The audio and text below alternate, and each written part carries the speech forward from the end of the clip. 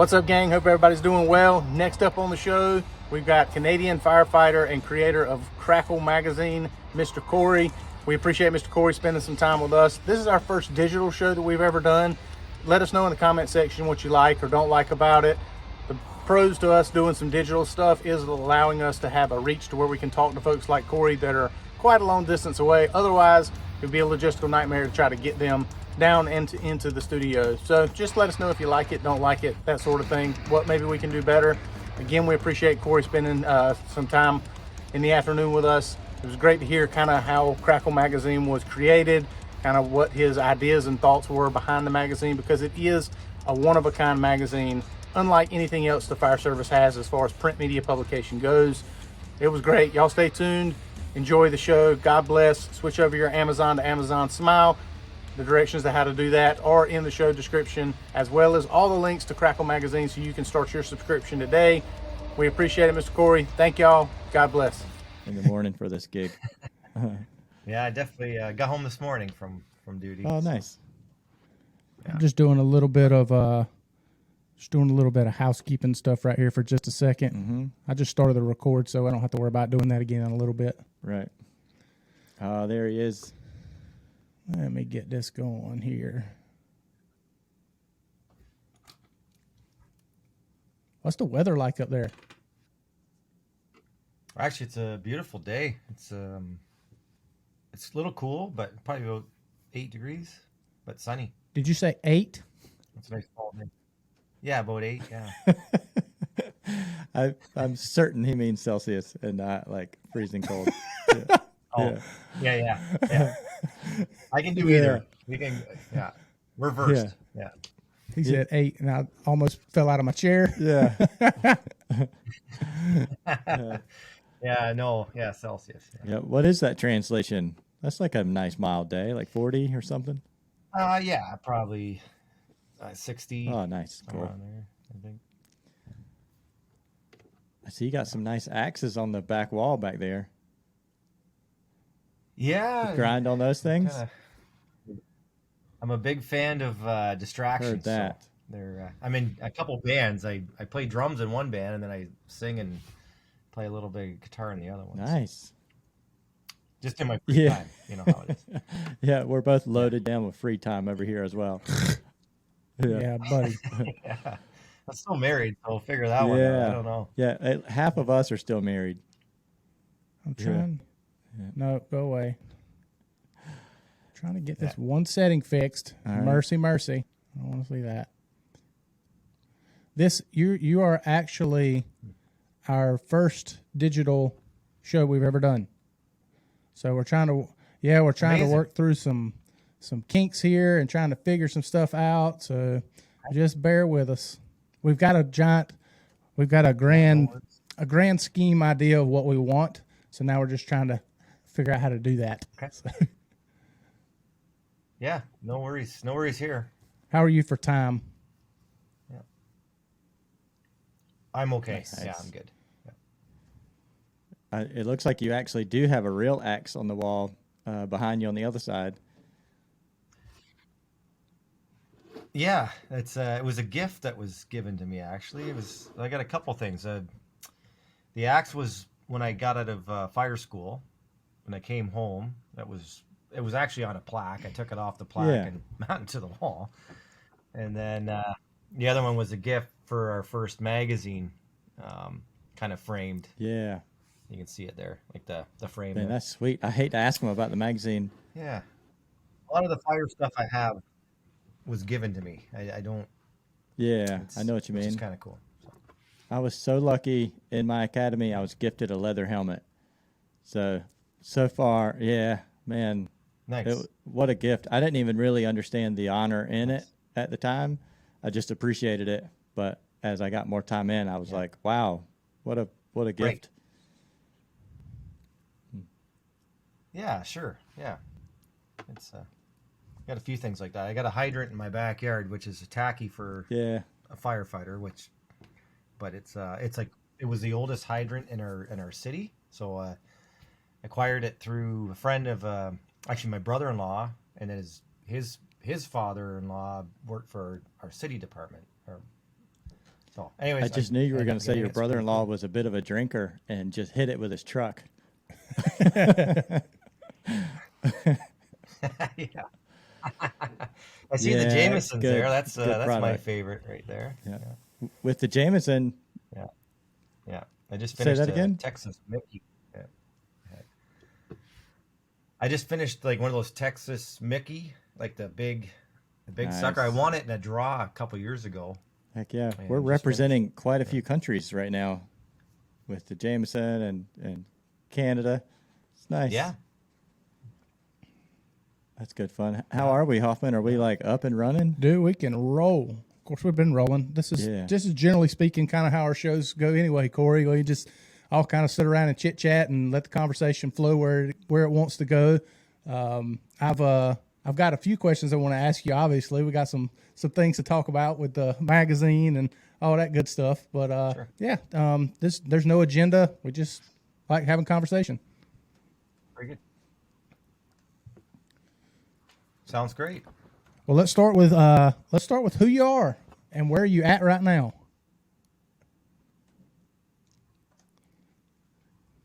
Well, I'm in Ontario, Canada. I live in London, Ontario. And where am I at? I'm just trying to grind out this magazine every Man, day. I heard pretty that. much. This on our side, like trying to learn the editing and make things work in time. I can't imagine the undertaking of an entire magazine. I feel like we kind of got off easy with this. How did you figure out that you had enough time to do something like this? Yeah. Well, I think you just make time. It's the will to do it is greater than the whether you should or not. And so it's the frog in the boiling pot of water where you just start and then go from there, and then days run into weeks and weeks run into months, and next thing you know you've got something that you're starting to see results from it. And then How many times did you it's ask infectious. yourself, So. am I doing the right thing?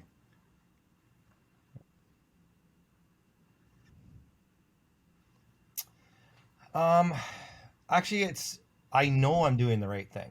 I sleep very well at night in the sense that when you're building something and you're taking all your time and energy, you're wondering if it's worth it. And like I said, I sleep very well. I'm very proud of what I'm doing, very proud of our team, and I like where it's going. It's been a hell of a journey, and it just continues to evolve, and through partnerships and like even this podcast here today, this is how it's kind of unraveling and just trying to Kory, enjoy kind every minute of it. of here where we are here in North Carolina, United States, it seems almost like print media is kind of going to the wayside, and social and all that kind of stuff is kind of taking its place. What in the world? What made you want to do a print magazine? That was weird. Yeah, just kind of lost signal. Everything, Yeah. dude, it went black up here. Everything shut down. Mm-hmm. Like, yeah, everything. Yeah. Give me one We'll second. get you back on the big screen here in a minute. Yeah, it went like dark. Weird, eh? Nice. And maybe by the magic of editing, it won't seem like a bomb went off right in the middle of the whole thing. I guess it picked back up on recording by itself. Interesting. Yeah. Oh, yeah, I see. Yep. Cool. All right. Well, anyway, Yeah, nice. Welcome back. Adapt and Oh, overcome. my right? gosh. that's the it. truth. Yeah. No, Kory, I had just asked you before our catastrophic failure there of whatever happened. In a world of social media kind of dominating the space, what brought the inception of you wanting to do back to print-based media with the creation of the magazine? Right, like I was explaining, is the magazine, being inside a fire hall, it gets to be carried around. It kind of lives on a table, or in the kitchen, or back of the toilet, or wherever it ends up being. Where firefighters can find it. We're finding that because we don't have a lot of print media anymore, that when we do get it, we kind of we pay attention to it. So having that print, accessibility to the print version of the magazine is integral to what Crackyl is. And like I said, we know where the firefighters are. They're in the fire halls, and we want that magazine floating around in there. So that's kind of built into the overall scope of the magazine. What was in your kind of in the inception process when you were thinking up this idea and how that was going to translate? What did you know that you wanted to include in the magazine? Because yours is far different from anything that we have down here when it comes to fire engineering or any of the other print-based companies. It's far different. So what was your ideas? What did you know you wanted in there? And then two-sided question, what did you know you didn't want in there? So start with what you know you wanted in the magazine. So when I thought about Crackyl, I didn't. I just pictured a magazine that focused on the firefighter as a person and not as an industry. So I had my own questions. When you think about the arguments we have with our spouses, we know the table talk at the fire hall when we're talking about money, or someone just bought a new truck, and then 2 days before that they were talking about how they had no money, or times were tight. So That's so true. yeah, and I like to call it, like, we set traps for each other, and it's that pack mentality where we're emotional buyers because we're tired or had a bad day or had a good day. So we're driven by our surroundings, number one, and our peers, and then we make decisions on some of the information that we're getting back, and sometimes they're not the right decision. They're not the long-term decision. They're not the the one that we should have made. So I just had a lot of questions for myself, and just wondering why it was always the same things happening over and over. So I created 6 pillars that I figured a publication, if it could stay inside these parameters, would be an effective tool that firefighters and first responders could use. So it was health, lifestyle, fitness, finance, relationships, and stress. And I think everything, pretty much everything that makes up a firefighter in the sense of, our personal lives is what this magazine is. So that's what I wanted it to be used as a tool. I wanted it to be a resource. Typically, firefighters may not pick up a magazine that talks about whether it's connection or being vulnerable. But maybe if we do it in a way that is colorful, has a cool graphic, is enticing, they might pick it up and start reading it and start learning about things that they didn't know that they should know about. That was kind of the idea of it. I tried to create something that I would actually read, and that's kind of, I still do that today. It's what we kind of follow. And then we have our trade magazines. We have our publications that are managed or focused on kind of running a fire department, or for training and tactics. And those magazines are in that they have their own space, and I wanted something to kind of come up in along beside that to complement these other industry magazines and kind of give us a broader spectrum of information. And there's a ton of research out there. There's a lot of different organizations and individuals doing some amazing things that we're just not seeing the light of day. And Crackyl is that platform for all things firefighter personality and behavioral issues and things like that. So it's a long-winded answer, but no, I like it. I like the idea of it's not electronic. It's in your hand, mm-hmm. and it kind of slows down. It's one of the same things I appreciate about like a cigar time with the boys. Yes. Like it's not phones in your face. It's just a time for some sharing of some information. In this case, reading. That's right. But it's old school. I appreciate that part about it. Yeah, and when there's not a lot of magazines sitting on the table, it's not like it's whether a lot of things did go digitally. So it's just something different. People enjoy the mail. We're getting excited about going to our mailbox again, which is Right. fun. So, Yeah, I agree. I know all the magazine racks at our stations. When I was lucky enough in 2009, when our station was built, that I helped kind of put everything together. We hung all the TVs, put all the office furniture together, that normal type stuff. But we put magazine racks on the walls. Then there's one in the day room, there's one in the training room, and then there's a couple more scattered about. They're all empty now.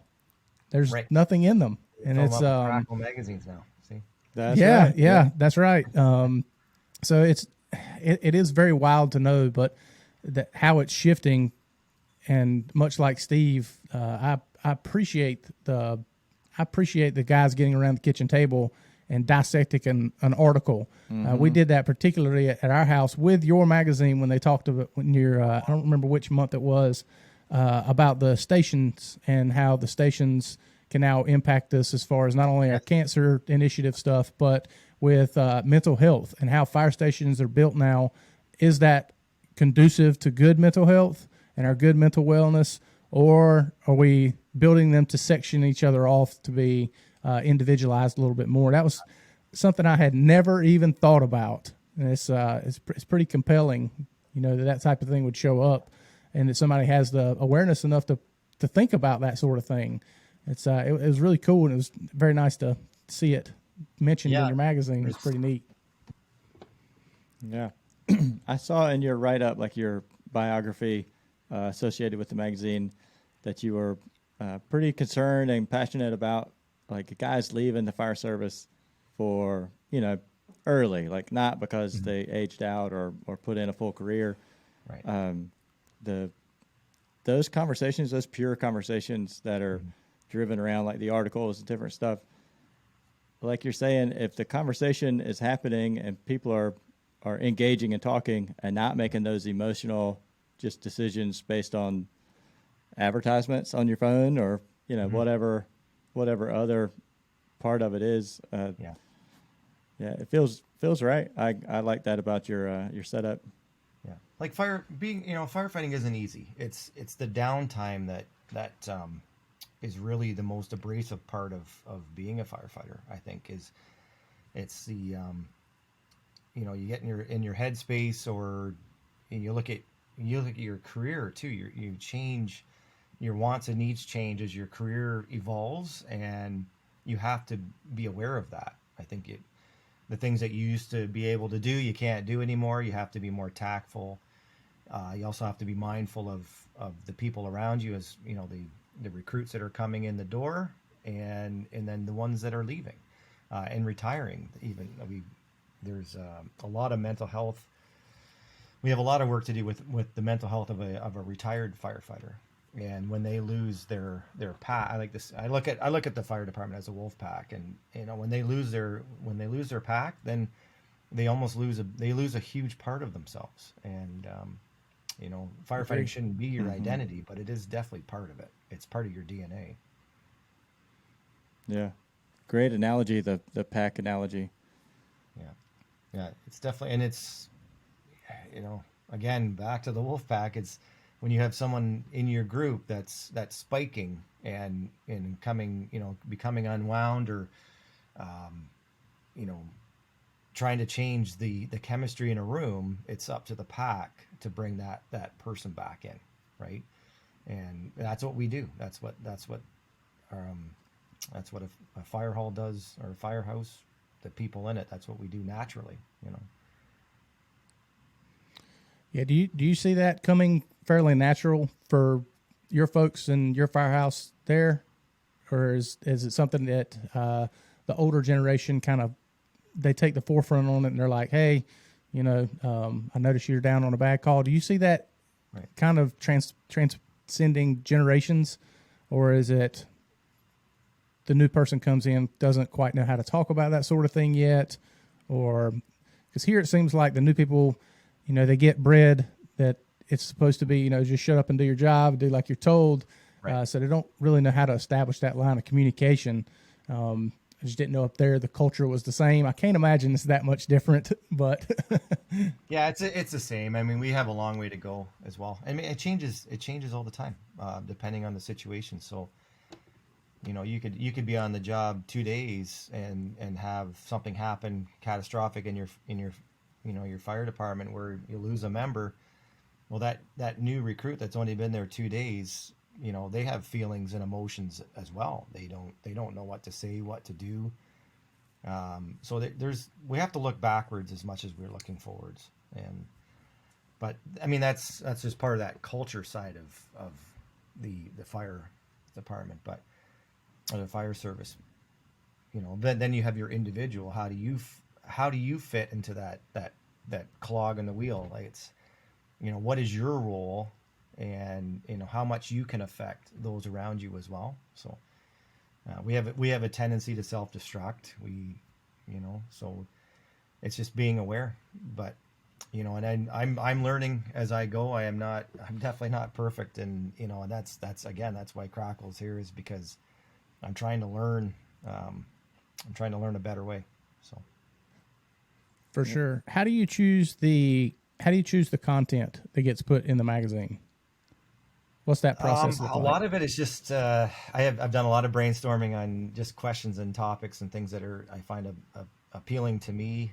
Just our station talk, and I just try to put that into just an idea or a concept, and then try to find someone to write it and bring it to life. Are you on an I engine wish I had company? a better answer, but it's really No, it's okay. Yeah, no, a lot of I note get that. taking, and just when things hit, it could be a lyric in a song to something that we're just talking about, and it makes me kind of raise a question and then try to find an answer to it. Yeah. Are you on an engine or a truck or? Yeah, Rusty? actually, so we kind of move around. So I'll be a ladder operator, truck, and then I'll be driving the engine or the pumper. I was actually just promoted here today to be a captain. So Get out. Congratulations. so I Yeah, just happened congrats. this morning. Yeah. That's awesome. So I'm just starting kind of a new era in my career. So Nice. That's a good tangent to go down. What do you feel is going to be some of your biggest challenges in that new promotion? that's a good question. I mean, I really want to make sure that it's that I remain approachable, and just make sure that support is there, and try to lead by a good example. So it's I definitely see that as it's the calls at in the middle of the night and everyone's tired, and try to make sure that there's some effort on my part to make sure that we're doing our job still. So Yeah. Man, congratulations. That's outstanding. yeah, thank you. How many years in the fire service now? 19 and a half right now. So Goodness gracious. I'm Yeah. in the Doing work. He's on that same path that I am. Yeah. have a little bit to go, like that last third, right? So this is the marathon part of it. So Yeah. Will that put you in a different, like if you were moving around before from a ladder company to an engine, will you be like an engine boss now, or how will that work? yep. So I'll be like a captain. We have our platoon, and then basically I'll be on the ladder truck as a captain, and running the all those calls. Yeah. Nice. Yeah. Hoffman's been on a truck company since 2010? Yes, since 2010. So yeah, I've been on one for a good little bit. I'm just a driver though. I enjoy that side of it.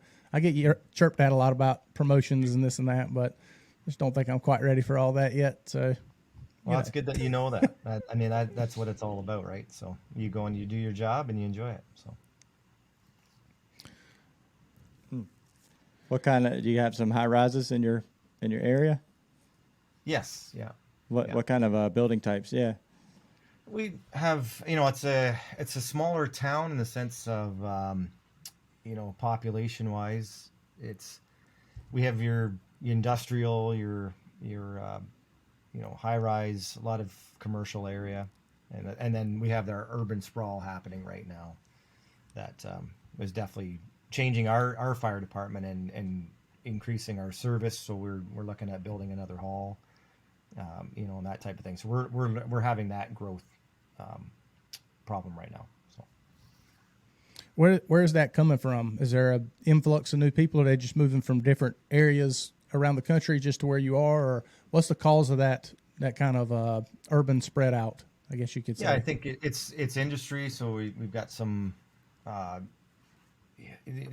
The cost of housing is better in the town that I work than our neighboring cities. So there's that incentive, and then there's also just it's a nice area, and it's just one of those things. The industry is bringing the people.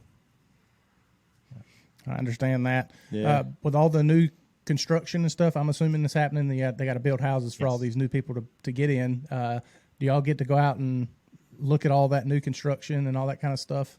Do y'all take the time to do that? Yeah, we That's so cool. We did more. Something it's an ongoing thing, but we definitely get out to check the streets.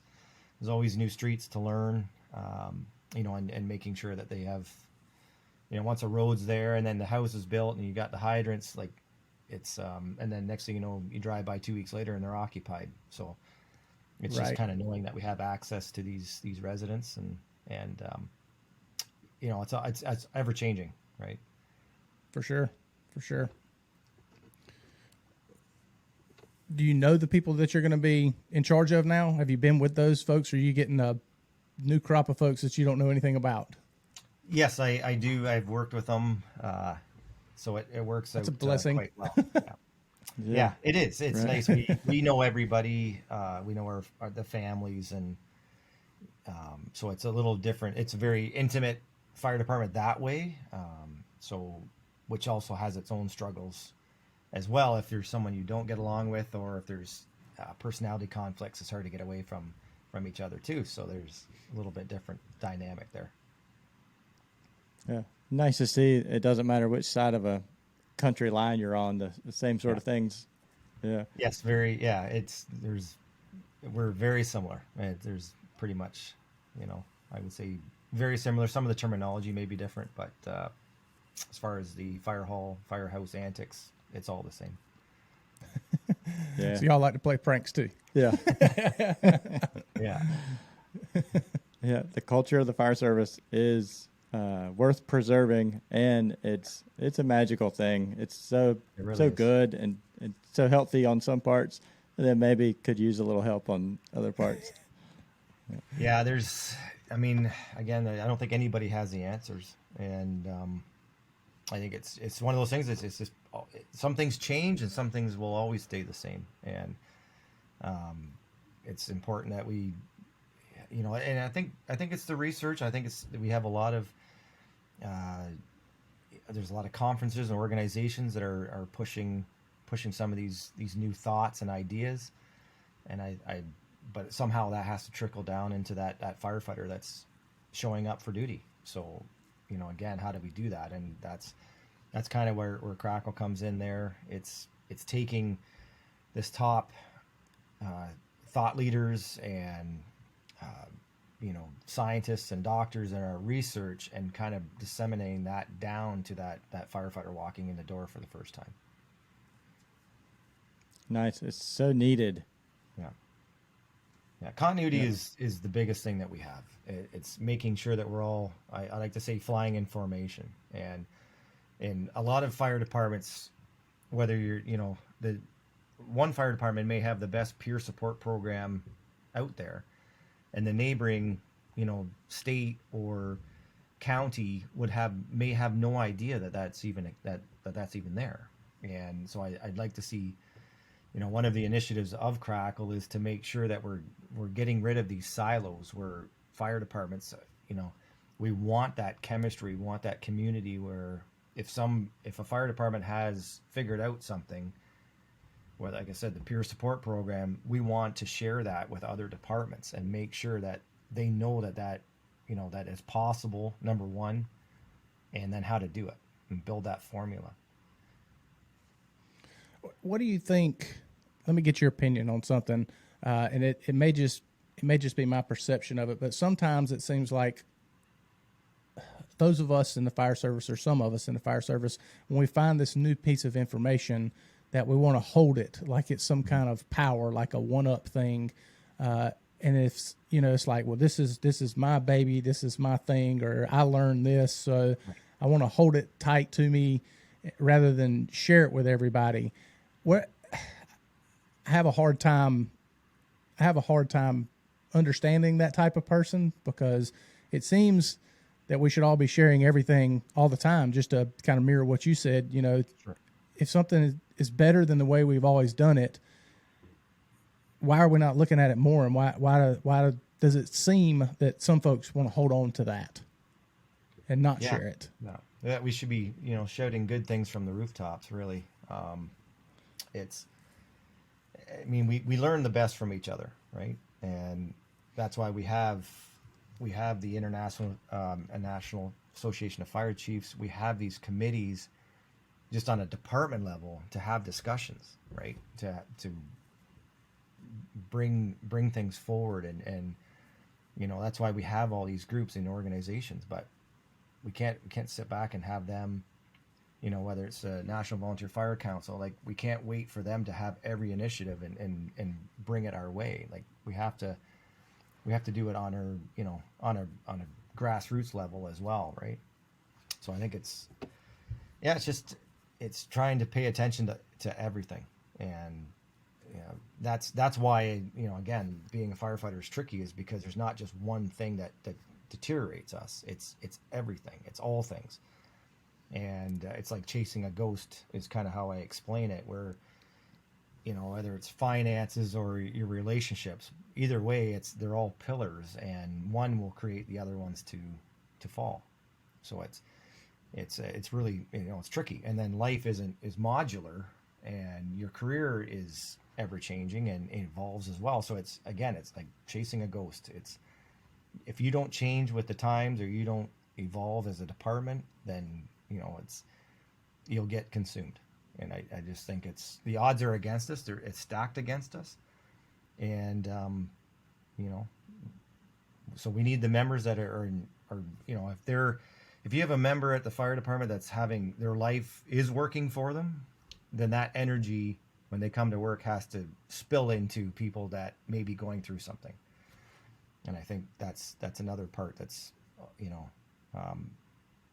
it's all those things.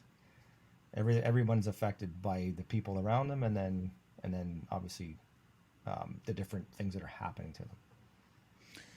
Does your department, do y'all have a lot of third-party, like, instructor types, like those thought leaders that you were talking to? Do y'all have, like, conferences where they come in and talk or train or that type of thing? Or is it you send people to these conferences, and then they're supposed to bring information back? What's kind of y'all's routine as far as that goes? Or you just stick to your textbooks and the upper echelon of your own department? Or how does that work with y'all? Yeah, like we have a lot that we could do better. And again, it's one of those things that I hope will change. I would like to send, have more of us attend different organizations, different trade shows.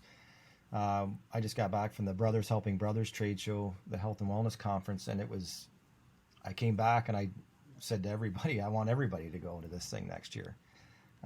It was just it was a conference that, it just focused on, again, being aware and just getting out of your department to go have training or to be involved in something it's like an injection of life into your career. I could not agree more. Meeting other firefighters, and you'll find out, we are all the same, and we have the same problems, and it's just very reassuring, to say the least. Yeah, I've found myself personally, whenever I get in a rut or get in a slump or something like that, if I'll either attend a conference, or now just luckily through just the graces of this show, we've got some contacts with some of the big heavy hitters around here.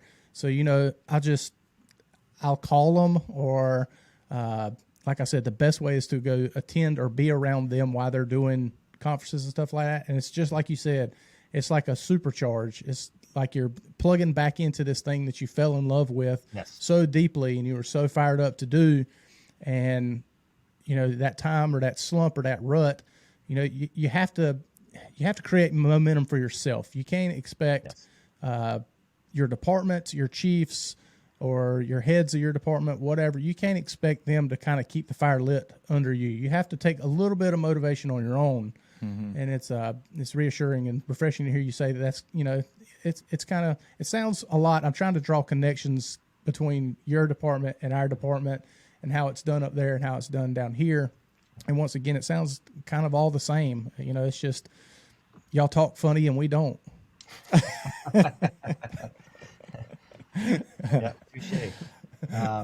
It is the same. But That's a trip. Yeah, you're nearly 2 decades in seeing people leave. Has there been a trend? Like, is it always the same? Not always the same, but have you noticed that it goes back and forth from like relationship issues? Everybody knows like marriages and fire service, they do struggle to exist in the same. But then there's, you know, like bad calls that push people out, other careers, other departments. What's your take on that? Like, is there anything noticeable in the rhythm?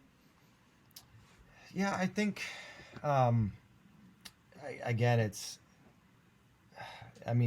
you take any fire department and take out the members, and you can hand pick them and put them in the room, and I bet we can all sit there and have the same problems.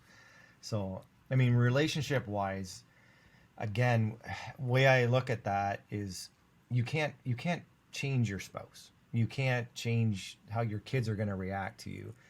So you have to change how you fit into their scenario. And I think we look at things from, you know, our perspective all the time, where we come back from having a bad day or a rough, shift. Well, we expect, number one, we expect everyone to know that somehow. They don't read our minds, but we expect them to know that. We expect people to give us space if we want space.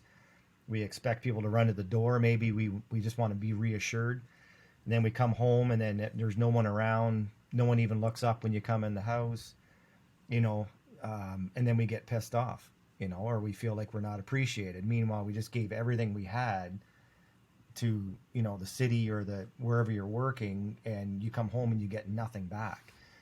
But I think if you change that, I mean, you have to say, like, again, I look at things that I'm very grateful that I can leave and leave for 24 hours and come back, and my family is functioning without me.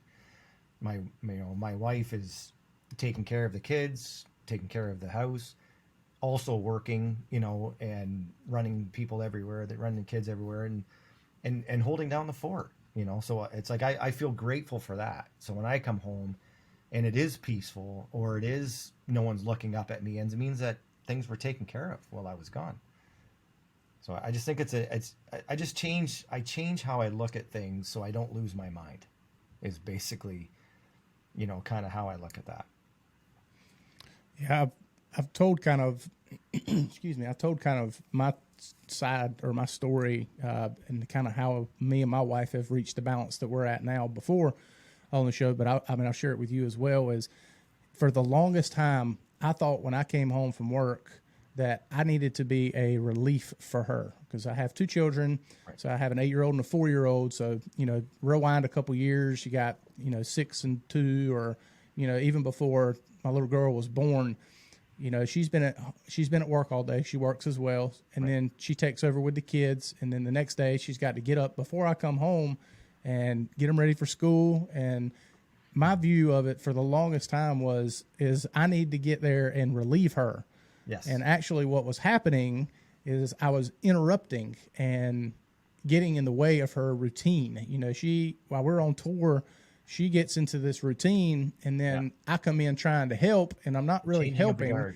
Yeah. That's right. I'm making it worse, to be honest with you. And it took, years for her to be able to articulate that in a way that made sense to me, because I'm like, I don't get it. I don't understand at all. So probably one, my ears, and then two, probably the way she was trying to express that to me. It wasn't resonating. I couldn't hear it. But it's a lot like you said,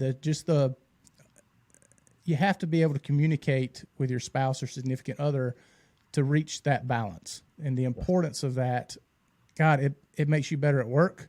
It makes you better at home. And when those two things can somehow meet this magical balance point, man, life is good. It is. I mean, and it's simple because, again, I mean, a firefighter, we love our families. Like that's why we love people. That's why we got into this, is we wanted to help people, and that was the role we wanted to play. And then when people that are closest to us, we're either failing them, or we feel like we're failing them, or they're failing us. It's like the biggest.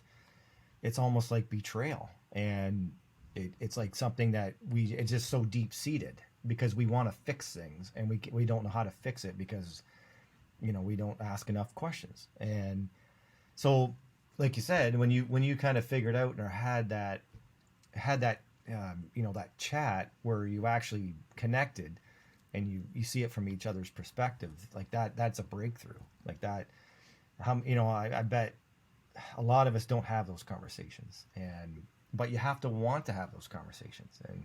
And again, that's what Crackyl's trying to do, is to say, you know what, just look at it from this perspective just for a minute. And I'm not saying it's going to save every marriage, but if it saves one marriage, I mean, that's worth it to me. And it's, and my breakthrough was when, I mean, I worked as, like most firefighters, we have our side jobs. And so you work your fire job, and, you're gone in your other job, and then you got small kids, and I just felt like I'm doing everything I can, and sometimes I feel like it's still not enough. And but it's when I realized that we were both single parents, basically, right? And like you were saying, like you're kind of disrupting the household, and you are, that's just a reality, is that she has a way of doing things, and then you're coming into that fold. And then when she goes to work, it's now you're the guard, right? And it's how you do things, right? So it's just to step back a little bit and just say, you know what, I just look at like we're both single parents, and we have to kind of commingle. And then when we do get time to be together, have that time be like quality time, and not fighting about how the dishes were in the sink when you got home, Right. Stuff like that. So Yeah. it's just, but it's easier said than done. There's no doubt about that. Yeah, those are the types of things and the types of topics that you see in Crackyl, but you don't see that you don't see that talk on social media. You don't see that type of, the things that people actually need help with. Those are not they're not clickbaity, and they're not, flashy and That's right. that sort of thing. There would probably be what most of us would call boring conversations and boring topics, but they're the most important ones. Well, I mean, you look at you go to a marriage, the marriage is failing. Then what happens is your finances start to fail, because you're dividing your assets, and then you're not seeing your kids, you're not seeing your family, you're broke. Now you're working your overtime shift just to pay the bills, or you don't want it, or it's just like this. It's just a chain reaction, and and you can start with any one of our pillars and basically work backwards to where it will fail, right? So it's just having that look from 10,000 feet, and always, it's just reevaluating your life, and make sure the people around you are supporting you, and and know who your people are. Like, that's the other thing. There's some people at the firehouse that you confide in, and know who those people are, right? And I think it's so important. It's just we understand each other probably better than people outside of the fire service a lot of times. So, but find the ones that you feel give you good advice, right? Have a mentor. Always, make sure you have somebody that you're looking up to, that has maybe had that career that you want, or inspired. I just think, and then distractions are good too. I think, like having distraction, whether you're collecting something, writing a book, doing, putting on podcasts, something like that is, invaluable on the day to day, because it gives you something that's, it keeps your mind off the longevity of a lot of the, the career. Yeah, we had several guys there for a while that would leave, they would leave the county, the department we all work for, and then they would go to a neighboring county or a neighboring city and work there too. So, Right. they would bounce from one firehouse to the next, and that consumed an entire 7-day week. And I mean, I get it. I mean, I love going to fire just as much as anybody, but it's not that common. Fire is not that common anymore, it seems like. So it's like, find something else to do. Yeah. Surf What or happens do too is something. that I mean, when you leave, when you leave your job or you leave this career, like have something that you've that you can carry on with, right? I think that's important. Once we all have, we have a shelf life, and so what are you doing after that, or how are you filling your time? So I've thought that, and that's my thought process, but I've never, until you just said it, I don't know that I've ever heard anybody say it ever. The importance of having something to kind of carry you on after this career, because your career will end one day, hopefully before your life does. But what are you going to do after? That's I've never heard anybody say that. Right. I've thought it many times, and it's kind of the way I set myself up. But I've never heard anybody say it. So that was neat. yeah, we had a guy that retired, and he started building a guitar, and I thought it's brilliant. It's something that he'll work towards, he'll play, and that thing will hang on his wall, and it'll just be a constant reminder that he has some control over his life. And I just think, or some, it's just, there's life after firefighting, and it's different for everybody. But you have there's to find more out to what that is. Yeah, there's life after firefighting, and there's more to life than firefighting. Right. Sure. And So the other thing is, I want to give our firefighters as much life as possible after their career in firefighting. That is, it's just, if we can do that, if we can have all these retired firefighters that had a career, made it through, and then they have a ton of life on the other side, and they're healthy, and they're, doing the things they want to do, that we will, that'll be a great day. And we got a lot of work to get there. what's the length of a career for a fireman up there from day one to what? How many years of service 30. until you can retire fully? 30. Okay. We have the factor, 85 factor. How does that 85 factor work? Well, it's like your years of service and your age. Okay. And then we can't work on the floor, like past 60. Okay. That's interesting. I don't think we have that part of it. No, I don't think We so do. either. We work 30 years as well.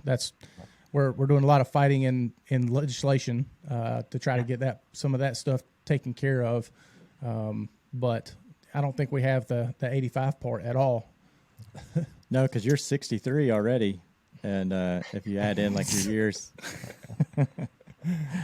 You can ask jokes. Kory. This ain't no 63-year-old face. Right. You mentioned something earlier. You were giving an example of looking at a guy that's got it together in the fire service, and he's doing his things. He's doing things right, and that's a good point. A lot of times we learn by looking at mistakes that are made, but it is good to pay attention. Like if there's somebody in the firehouse that's successful and getting it done, what a shortcut to be able to see what success looks like. Sure. And I think ideally, I don't think there is a perfect firefighter. I guarantee you'll have something, you may like the way that they come to work and they're always happy, but I'm sure there's something that isn't perfect in their life, right? So I think you should cherry pick so maybe this firefighter, you like the way that they're, sounds like they have a good family. You like the way he talks about his spouse. Sounds respectful. Sounds like a good relationship. It's something to try to emulate. And then you have another firefighter that may be very passionate on fitness and always asking, "Hey, you get in the gym today?" And you're like, "That's I like that, right?" This guy's or this girl is, trying to help me get in the gym, to do what I need to do. And then there could be someone that's just got back from a course that they took on the weekend or a trade show or something, and you're like, "That's really cool because this person's getting out on their days off and meeting other firefighters." So I think we should try to pick and try to create the firefighter that we want to be, and then kind of carve out our own way, and hopefully you're inspiring others, and then everybody can get better, because no one's perfect. And that's, and again, like I said, life is modular, where I mean, I may have it together today, but I can assure you there's things that could happen, whether it's a loss of life or, you name it, that could completely derail me as before today's end. So that is just a reality, right? So I think if we've created, I guess when we say resiliency, that word, I use it very carefully because I find it's a word that, it means something different to everybody, I think. And, but if I can create something that works for me, a formula that works for me, that hopefully I have, enough resources, that when something does happen to me, that I know that I can reach for how someone that I do want to emulate would handle that. I think, if that makes sense. Yeah, it makes a lot of sense, for sure. Lots and lots of sense. I like the idea of the cherry picking, find the best qualities that you mirror up with from many different people and go down that path versus, picking out one. I like that a lot. Yeah. There's moments of brilliance that happen every day. It could be something little, it could be something big, could be the most senior guy on the floor is the first one to get up to go wash the truck. I mean, that stuff, that's inspiring as anything to me. So. Yeah, I agree with you. I'm gonna get you in trouble. Oh, here we go. Yeah. Who's been your favorite cover model so far? Oh, really? We're gonna go there. Well, Yeah. I told you I was gonna get you in trouble. honestly, it's like having your children. You can't pick your favorite. It's each one has its own story to me, and I really couldn't say, and I mean that. And it's the characters that have been on the cover. As I'm, I learn more about them. It's not like we grew up together and I put them on the cover of the magazine. I'm learning as someone. They're people that I've met, and I thought their story was compelling, or there was a connection. But I've kept in contact with each of them, and their story is still changing too. So I don't know if I have an answer for you. Yeah, it's all good. It's Yeah. all good. It's I always say, like, they're chosen for different reasons, and they're, but like Steve Lemmy from Tacoma FD, we went out and visited their when they were shooting. They were I think they had 3 days to go shooting their 4th season of Tacoma FD, and hung out with their cast and crew for the day. Kevin Heffernan was directing that day, so Steve was able to, kind of be with us a little bit, and they filmed an episode, and it was just fantastic. Had a great day, and I got thinking, this is how people feel when they come and visit the fire hall, and how exciting it was. And I thought, it was just a neat. I haven't felt like that, since I was a kid, probably. So I felt like a kid visiting a fire hall, seeing the way that they were doing things. So, and then their hospitality and how they didn't, they made us feel comfortable and like we weren't in the way. And so I just thought, I'm going to take this back to my work, and when people come in to visit the fire hall and it's the third tour of the day, I'm gonna, keep this in mind that it's gonna make their day. So Yeah, I like it. Yeah, that's awesome. What an incredible show that is, Tacoma it's FD. brilliant. Yeah, brilliant. Yeah, amazing Yeah, cast. it's Just amazing. The personalities, the people. Oh my, like I was blown away. And it's always nice when you're surprised. You hope people are a certain way, and then when you're pleasantly surprised the other way, that they're just more than you thought. And it was just a great experience. And I think that kind of goes back to that distraction. It was something that I did, and I came back to work. I couldn't wait to get back to work. So That's beautiful. Nice. What's the hopes for the magazine? What's the big picture idea? What's the end goal? You just gonna keep plugging away? I think I know better than that. So what's my end what's the hopes goal for it?